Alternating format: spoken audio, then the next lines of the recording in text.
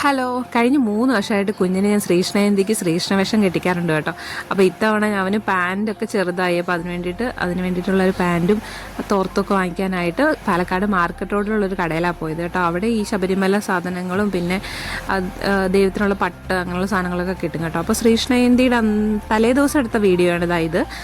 നമ്മുടെ അടുത്ത് തന്നെ കുന്നത്തൂർമേട് ശ്രീകൃഷ്ണസ്വാമി ക്ഷേത്രത്തിൽ ഭയങ്കര ഉത്സവമാണ് ഈ ശ്രീകൃഷ്ണജയന്തി എന്ന് പറഞ്ഞാൽ 10 ദിവസം സപ്താഹമൊക്കെ ഉണ്ട്.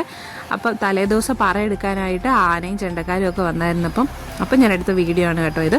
ഇനി വൈകുന്നേരം, ഇന്നല്ല നാളെ വൈകുന്നേരമാണ് ഞങ്ങൾ പോകുന്നത്. രാവിലെ തൊട്ട് ഭയങ്കര പരിപാടിയാണ് അവിടെ, പക്ഷെ ഞങ്ങൾ വൈകുന്നേരമാണ് പോകുന്നത്. അപ്പോൾ ഇതാണ് ഞാൻ വാങ്ങിച്ചത്, ഒരു പാൻറ്റും പിന്നെ ഒരു ബ്ലൂ കളർ തോർത്തും വാങ്ങിച്ചു. ശരിക്കും പറഞ്ഞാൽ എൻ്റെ കയ്യിൽ മഞ്ഞ ഉണ്ടായിരുന്നു, പക്ഷേ ആ ഓറഞ്ചിന് മഞ്ഞ ഒട്ടും മാച്ചല്ല, അതുകൊണ്ട് ഞാൻ വേറെ വാങ്ങിച്ചു കേട്ടോ. ഇതൊക്കെ 2 വർഷം മുന്നേ ഉള്ള സാധനങ്ങളാണ്. ഫസ്റ്റ് ഒരുങ്ങുമ്പോൾ അവൻ തീരെ ചെറുതായിരുന്നു, ഒരു 6-7 മാസമൊക്കെ ഉള്ളായിരുന്നു. അപ്പോൾ അന്നൊക്കെ ഞാൻ കുറേ സാധനങ്ങൾ ഞാൻ ഉണ്ടാക്കിയിട്ടുണ്ടായിരുന്നു. ഈ കയ്യിലിടുന്നത്, മാലയൊക്കെ മുത്തുകോർത്ത് ഞാൻ ഉണ്ടാക്കിയതാണ്, ദൈക്കോടോ. ബാക്കിയൊക്കെ കുറച്ച് സാധനങ്ങൾ വാങ്ങിച്ചതുകൊണ്ട് അതേ സാധനം തന്നെയാണ് കഴിഞ്ഞ 2 വർഷമായിട്ട് ഞാൻ ഉപയോഗിച്ചുകൊണ്ടിരിക്കുന്നത് കേട്ടോ. അപ്പോൾ ഇനി ഇതെടുത്ത് വെക്കണം, ഇനി അടുത്ത വർഷം ഉപയോഗിക്കാൻ. ഒരു വിധത്തിലാണ് അവനെ ഒന്ന് ഒരുക്കിയെടുത്ത് കേട്ടോ. എൻ്റെ ദൈവമേ, ഇത്ര പാടില്ലായിരുന്നു. തലേദിവസം തൊട്ട് ഒരുങ്ങാന്നൊക്കെ പറഞ്ഞെങ്കിലും അന്നത്തെ ദിവസം ഒരുങ്ങാനായിട്ട് ഭയങ്കര അലമ്പായിരുന്നു. എങ്ങനെയൊക്കെയോ ഞാൻ ഒരുക്കിയെടുത്ത്, പൊട്ടൊന്നും കറക്റ്റല്ല. ശ്രീകൃഷ്ണജയന്തിയുടെ അന്ന് നമ്മുടെ ഇവിടെ പൂജയൊക്കെ ചെയ്യാറുണ്ട് കേട്ടോ. കൃഷ്ണൻ്റെ കാൽപാദമൊക്കെ ഇങ്ങനെ നമ്മളിങ്ങനെ വരച്ച് വെക്കും, അല്ലെങ്കിൽ കുഞ്ഞുങ്ങളുണ്ടെങ്കിൽ അതിൽ ഇങ്ങനെ മാവിൽ കാല് തൊട്ട് ഇങ്ങനെ നടന്ന് വരുന്ന പോലെയൊക്കെ ചെയ്യും. പിന്നെ പൂജ നോർമലി ചെയ്യുന്ന പോലെ പൂജയൊക്കെ ചെയ്യും. അപ്പോൾ ഞങ്ങൾ വൈകുന്നേരം അമ്പലത്തിൽ വന്നു, അവിടുന്ന് ലഡുവൊക്കെ കിട്ടി. ലഡു നമ്മൾ വാങ്ങിക്കുന്നതാണ് കേട്ടോ. പിന്നെ ഇതാണ് നമ്മുടെ ബാലമുരളി ക്ഷേത്രം തൊട്ടപ്പുറത്ത് തന്നെ ഉണ്ട്. പിന്നെ അതേപോലെ മാരിയമ്മ ക്ഷേത്രമുണ്ട്, ഗണപതി ക്ഷേത്രമുണ്ട്, പിന്നെ വരുന്ന ഗുരുവായൂരപ്പ ക്ഷേത്രമാണ്. അപ്പോൾ ഈ 4 ക്ഷേത്രങ്ങൾ തൊട്ടടുത്തടുത്താണ്. ഇവിടെയാണ് ഭയങ്കര ആഘോഷം. അപ്പോൾ രാവിലെ ഇവിടെ ആന ഇടഞ്ഞു എന്നൊക്കെ ന്യൂസിൽ കണ്ടു. അപ്പോൾ ഞങ്ങൾ വൈകിട്ടാണ് പോയത്.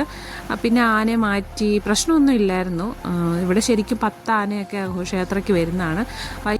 വൈകുന്നേരത്തെ ഘോഷയാത്രയ്ക്ക് ഈ ആനയെല്ലാം മൈതാനത്തെത്തും. അവിടെ നിരന്ന് നിന്നിട്ട് കുടമാറ്റമൊക്കെ കാണാൻ പറ്റും. തൃശ്ശൂർ പൂരമൊക്കെ പോലെ തന്നെ നല്ല ഭംഗിയാണ്. കഴിഞ്ഞ വർഷമൊക്കെ ഞങ്ങൾ പോയി കണ്ടായിരുന്നു, ഈ വർഷം പോകാൻ പറ്റിയില്ല.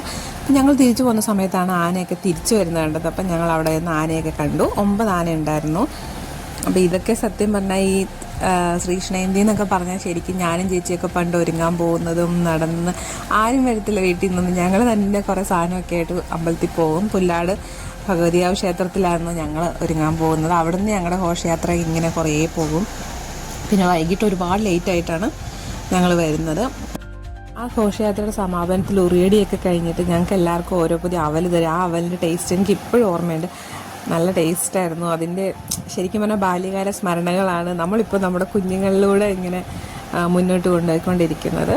അപ്പോൾ ഇന്നിവിടെ ആന അടഞ്ഞുകൊണ്ടായിരിക്കും എലിഫൻറ്റ് സ്ക്വാഡും ഒക്കെ കൂടെ ഉണ്ടായിരുന്നു കേട്ടോ, ആംബുലൻസും ഒക്കെ ഉണ്ടായിരുന്നു. അപ്പോൾ ഇന്നത്തെ ശ്രീകൃഷ്ണജയന്തി വിശേഷങ്ങളൊക്കെ ഇവിടെ അവസാനിപ്പിക്കുകയാണ്. Okay, by.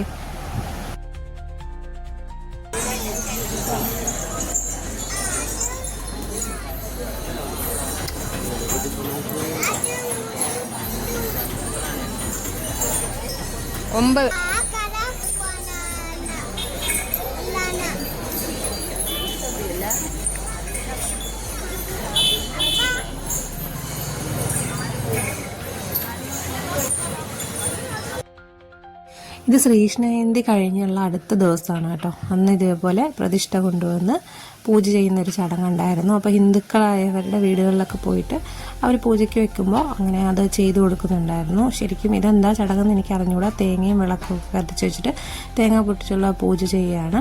പിന്നെ ഇന്നത്തെ ദിവസമാണ് ഉറിയടിയൊക്കെ വൈകിട്ടാണ്. ഞങ്ങളുടെ ഇവിടെയൊക്കെ അന്ന് ശ്രീകൃഷ്ണജയന്തിയുടെ അന്ന് തന്നെയാണ് അതൊക്കെ നടക്കുന്നത്. അപ്പോൾ ഇന്നാണ് ഇവിടുത്തെ ഉറിയടി. പിന്നെ വൈകിട്ട് മധുബാലകൃഷ്ണൻ്റെ ഗാനമേളയൊക്കെ നടക്കുന്നുണ്ട്.